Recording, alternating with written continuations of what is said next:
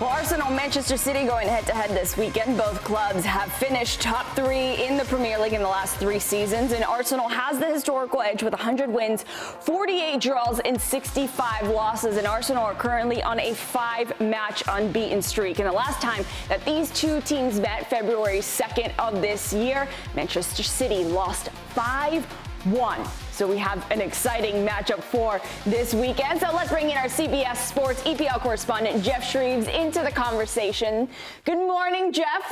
Before we talk about this matchup, let's talk about Manchester City's UCL game just yesterday. The big win over Napoli. Erling Haaland was the big story in this one. 50 Champions League goals in just 49 games.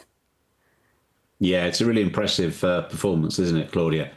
I think the biggest surprise for me was in the game midweek that Pep Guardiola named an unchanged team from the weekend. He hardly ever does this. So perhaps the biggest question coming out of that terrific victory over Napoli is, will he play the same team 3 times in 1 week? Will he start the same 11? But look, Erling Haaland right now, he's looking more like his old self. Now, is that because he's getting better service, or because he's just in a good vein of form right now?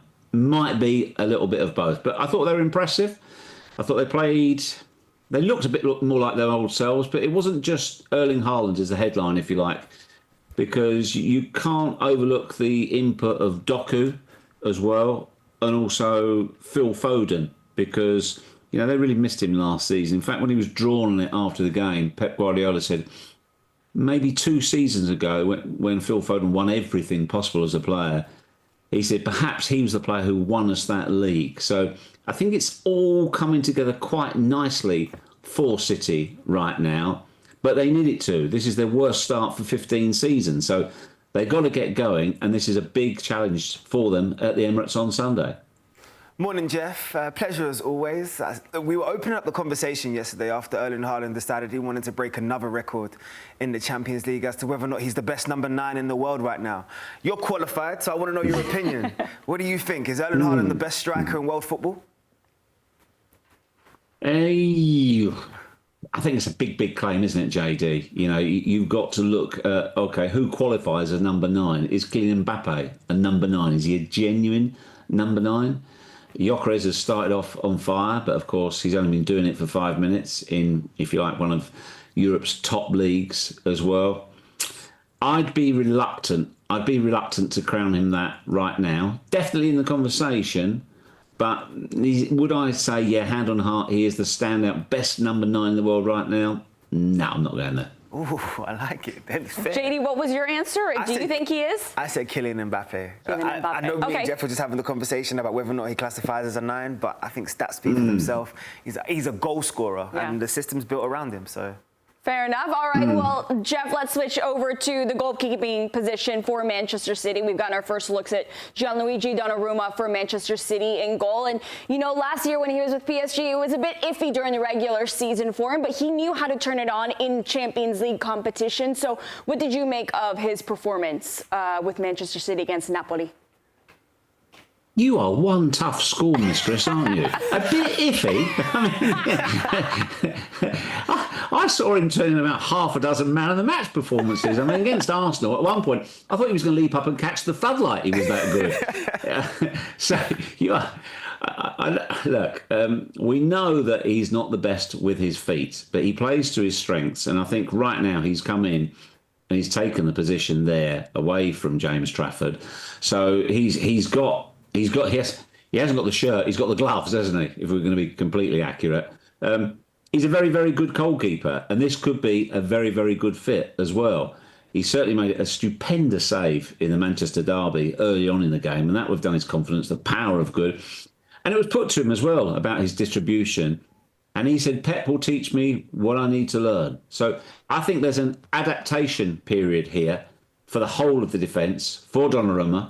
And there's no reason why it can't work, because personally, I think you have to look at the basics. His job is to keep the ball out of the net. If he's really good at distributing, that is a secondary thing. If he stops them going in that way and can help them score that way, of course he's a great signing. But if he's great going that way but not so good with the ball going in the net, he's not a top keeper, is he? So perhaps, I think this is possibly getting slightly overanalyzed, but at the same time, Pep has history, as we know, of wanting keepers who can play out from the back. But maybe we're seeing here as well a kind of a change in an evolving of the way that City will play, particularly at the back. Geoff, you've built so many of your legacy in your conversations by speaking to managers, right? Sitting on the sideline and breaking down that first barrier. I noticed. Well, some of them. I've built up some arguments as well, Jaydee. Don't worry about that. I've seen those too.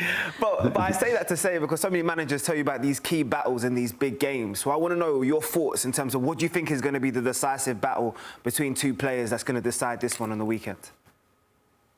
Well, I'm going to be fascinated to see the matchup between Zubimendi and Rodri. But how much will they actually come near to each other? Because if they are both players who, if you like, they play the traditional holding role, they're not going to come into too much contact.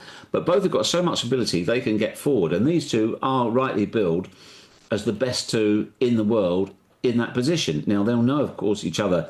They'll know their game inside out. They know each other's game. But that is going to be a fascinating battle, if you like. Rodri only just back from injury. Zubimendi has started really, really well. I saw him against Forest the other day, and he was exceptional. Absolutely exceptional. Both fullbacks, I mentioned Doku earlier. We can't overlook Madueke and the torrid time that wingers are giving fullbacks right now. So that is a good matchup too. And then it's who takes the chances. You've got contrasting styles in Gyökeres and Haaland. Haaland has more touches in the box, but Gyökeres tends to press more from outside. So he gets an awful lot of work. This is a really, really good game. And also, if you look at it as well, Arsenal have for years. I mean, they won the last two at the Emirates against Manchester City, and they lost the previous 6. They're unbeaten in the last 4 against Manchester City. And now Pep Guardiola has never, ever gone 5 games in the top division without beating an individual opponent. So this would be, if he doesn't beat them on Sunday, this is new territory for him. And that really would confirm that Arsenal, if you like, they're over their inferiority to Manchester City in recent years. I think they will go into this game full of confidence and fully aware of what is at stake here. You know, for either of these sides on Sunday, there is a potential statement win available very early in the season. Geoff, just my final one to you then. You spoke about the battle there between Haaland and Gyökeres. Look, Haaland's already established himself in the Premier League, but could you see this being a breakout game for Viktor Gyökeres in an Arsenal shirt? Yeah, because look, the bigger the opponent, if you score a goal, you know, if you're a striker, then obviously it means more. But I mean, look at the blistering start he's made. He's had 3 shots on target and scored 3 goals. Now, early on, I do think he laboured a little bit in his first couple of the games, but, you know, I don't think he was fully fit. He hadn't had a proper pre-season. He's getting to know his teammates. He's getting to know the league as well. So Erling Haaland is way ahead of him for that. Of course he is. But it wouldn't be a surprise, you know, right now, if Gyökeres can get a significant goal or the winner against Manchester City, that will only help his induction into Arsenal and this season as well. It will prove what they've bought is what they needed. We all know about the danger that Erling Haaland poses. And again, that Jaydee, we're talking now about Arsenal going into this game on Sunday, no Saka, no Saliba. And it's not remotely being talked about as a problem anywhere. Mascara, I honestly, I've never ever seen somebody so young come into a team and be so accomplished. I mean, they must call him Snowy because he's settled so quickly. It's ridiculous. It's absolutely, it's outrageous how quickly he has settled. It's incredible, absolutely incredible. He looks so composed. He looks so mature, so confident on the ball. Honestly, it's staggering when you see it in the flesh. Now, big test for him and Gabriel to handle Haaland. Gabriel will try and do the majority of the work himself, but I've got no doubts this youngster, he could handle it if it comes. He could handle it all day long.